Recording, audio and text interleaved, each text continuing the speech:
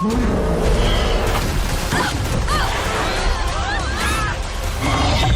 not the same Brooklyn you knew.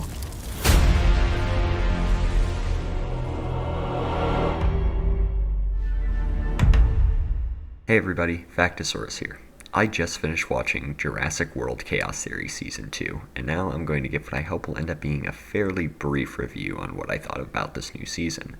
Before we start, there will be spoilers for Season 2 in this video, so if you don't want to see that, then click away and come back after you've watched the show.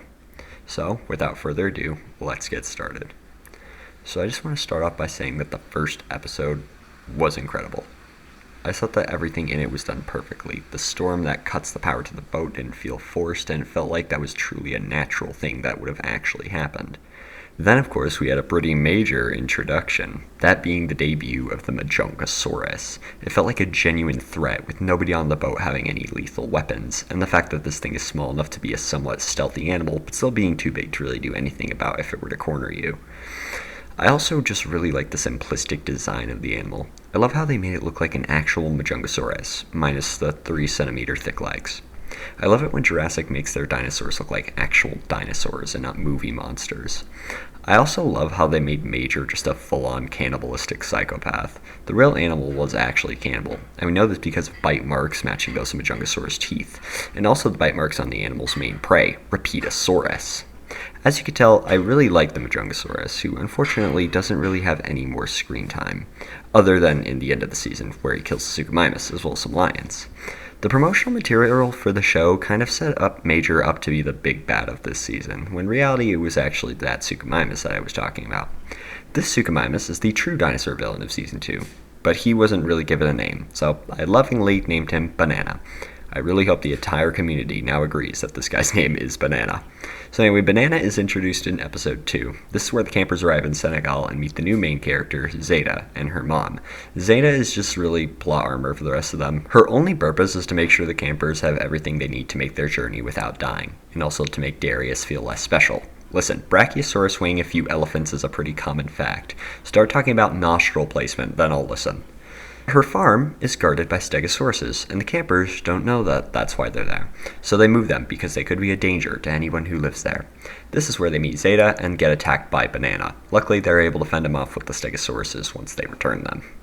Episode 3 is one that I didn't really care for because it's about Brooklyn and how she survived. Long story short, she was actually attacked by the Atrociraptors, not the Allosaurus, and she was saved by Darius' old boss at the DPW. She eventually leaves and joins a group called Dinosaur Liberation Now, whose whole goal is to help free all the dinosaurs into the wild. That definitely won't backfire later. Episodes 4 and 5 I don't remember all too well, but from what I do remember, Brooklyn leaves the DLN and heads to Dubai to find the broker. The campers are also searching for the broker by going up a river. This is where they're attacked by a hippo. I really like this scene for how unique it is to the franchise, but I'm also just dumbfounded by the fact that a hippo got to be scary before Triceratops. The hippo then gets in a fight with Banana. This is where the campers manage to escape, but Yaz gets left behind.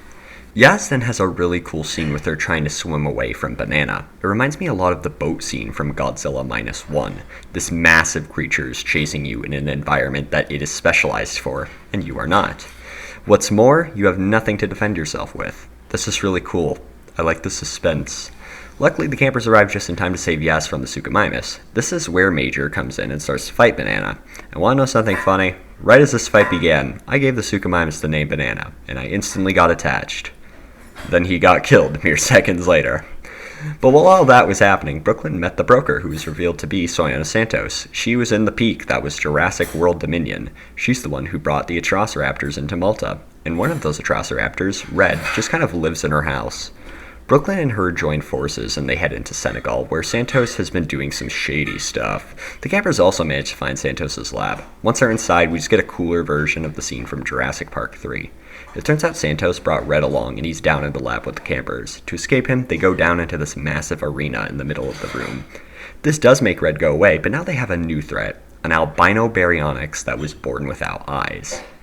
This is the coolest thing on the planet. It's explained that since it was born without eyes, it has heightened smell and hearing. So if the campers even whisper, this thing will hear them. And that's really cool. This baryonyx also later on has one of the best scenes in the entire show. The scientist who created it commands the dinosaur by snapping his fingers.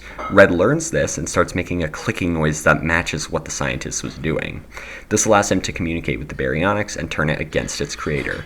This really shows the level of Red's intelligence, and it's absolutely insane. Unfortunately, all this is kind of ruined by the most mediocre ending I've ever seen. Everybody finds out Brooklyn is alive, and she just leaves to go with Santos. That's it. So overall, what did I think of it? Well, it was certainly good. The dinosaurs were all amazing. It had some very interesting scenes, especially the one with Red and the baryonyx, and it had an alright plotline. At some points, it really felt slow, like they were just trying to drag on the story so they could have their full 10 episodes. And now for the big question. Was it better than Season 1? In my opinion, no. Season 1 of Chaos Theory was incredible. It had a fantastic plot, great characters, and just the right amount of dinosaur action. Chaos Theory Season 1 is a 10 out of 10 show for me. Season 2 just didn't have all of that. However, I do still think it was pretty good. The first episode, as well as the last 4, carried the entire season for me. So with all that said, Jurassic World Chaos Theory Season 2 gets a 7 out of 10. But what did you guys think? Did you like Season 2 of Chaos Theory? Let me know what you guys thought in the comments down below. And with that, I hope you all have a wonderful day, and I'll see you in the next one. Bye-bye.